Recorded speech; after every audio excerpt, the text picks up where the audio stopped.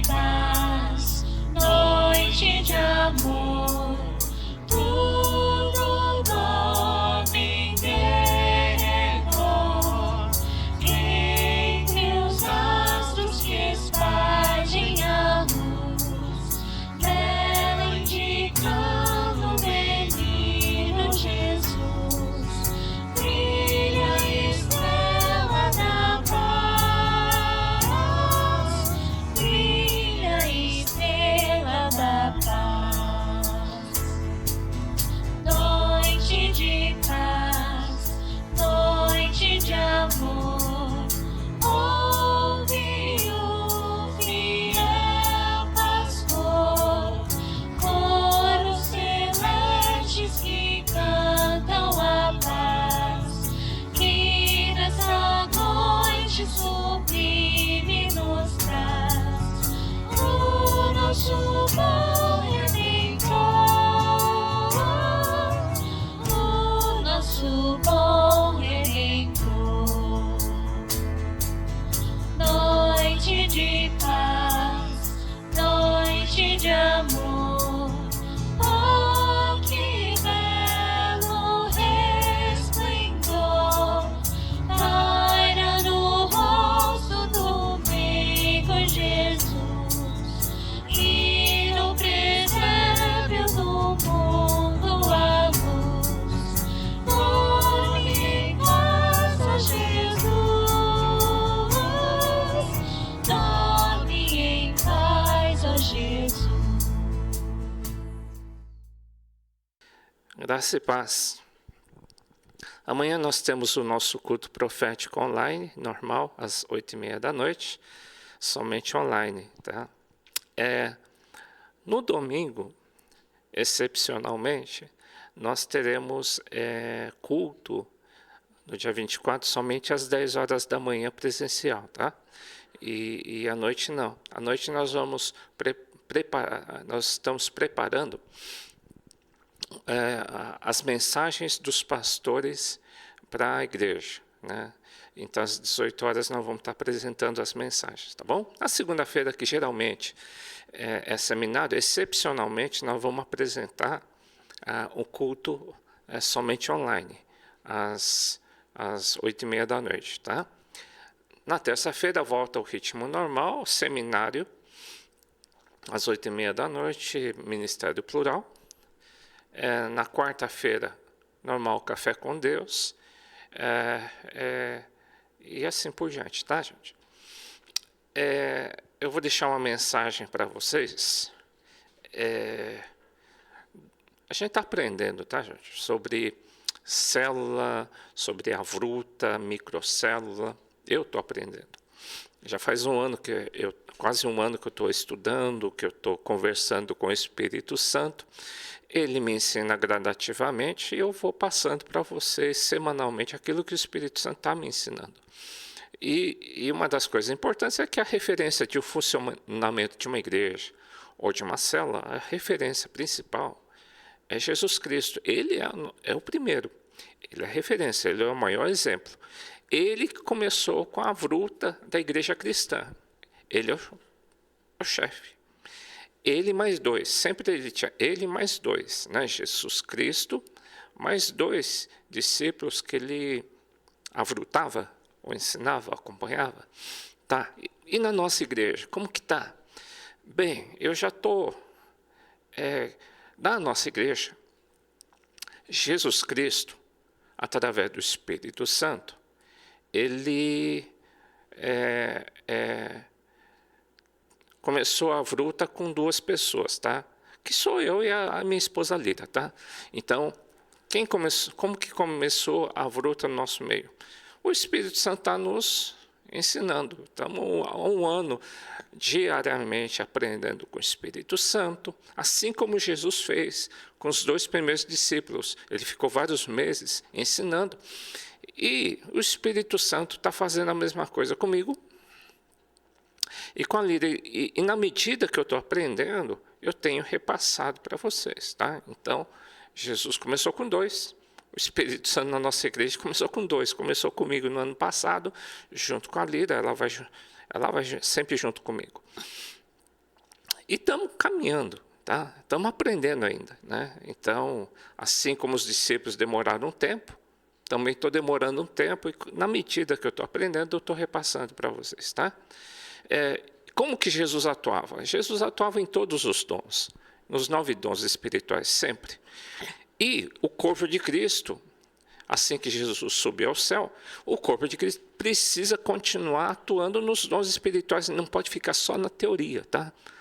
E o lugar mais adequado para a ministração dos dons espirituais que eu tenho aprendido são nas células, lógico.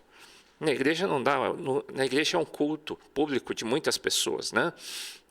Então, atua-se em poucos dons num culto, mas nas células, todos os dons podem ser operacionalizados, assim como Jesus fazia, né? Por isso, a igreja tem que, através das células, aprender a se mover nos dons na prática, tá? E aprender com o Espírito Santo. Como? Aprender a ouvir a voz do Espírito Santo, ser sensível na célula, né? A equipe que está aprendendo sobre a fruta, aprender a ter sensibilidade ao Espírito Santo e unânimes, um apoiando o outro. Nunca existe disputa em células, nunca deveria existir, nem pode existir, mas um complementando o outro, conforme na semana passada nós dissemos sobre os 5 ministérios, né? Um complementando o outro, ninguém tudo, né? Ninguém tudo. E onde há o Espírito Santo, tem ordem e decência. A reunião tem que ser sempre decente e ordeira. Então, conforme o Espírito Santo está me ensinando, eu e a Lira, eu tenho tentado repassar, eu creio que isso vai tomar um vulto maior, porque mais pessoas vão aderir a esse ensino de buscar Deus todos os dias, de aprender a atuar mais nos dons espirituais em grupos menores, né? E eu estou aprendendo, né? E na medida que eu vou aprendendo, vocês também estão praticando, e a gente vai aprendendo. E que Deus abençoe vocês aí, que a gente tenha um pouquinho de paciência aí, que a gente está aprendendo. Os discípulos aprenderam. Aí alguns podem dizer, mas você já não sabia? Não, estou aprendendo, tá? Estou aprendendo a operacionalizar, não ficar só na teoria, tá? Então, quem começou na nossa igreja foi Jesus Cristo, ele é o cabeça. Eu precisava de 2? Tá bom, eis-me aqui, eu estou aprendendo. Eu aderi a aprender. A Lira também, né? Então, a gente está aprendendo. E na medida que a gente vai aprendendo, a gente vai repassando e vai ensinando, tá bom? Deus abençoe vocês. Tchau. Graça e paz, irmãos. Nesse domingo, na Flórida de manhã, nós meditamos a respeito de uma pergunta que os próprios discípulos de Jesus fizeram. Está lá em Mateus 8, 23, que diz assim: afinal, quem é este? Quem é esse que até os ventos e o mar lhe obedecem? Os discípulos andavam com Jesus e ainda não sabiam. Para responder isso, vem lá de trás, vem lá no Êxodo, quando Deus apareceu para Moisés, se apresentando como o Deus eu sou. Mais adiante, o Evangelho de João vai detalhar um pouco melhor isso, através de 7 declarações que o próprio Cristo dá, dizendo, eu sou. E ele começa dizendo que ele é o pão da vida. Todos estão no Evangelho de João. Significa que só ele satisfaz. O mundo não nos satisfaz, mas Cristo sim, nós temos satisfação em Cristo.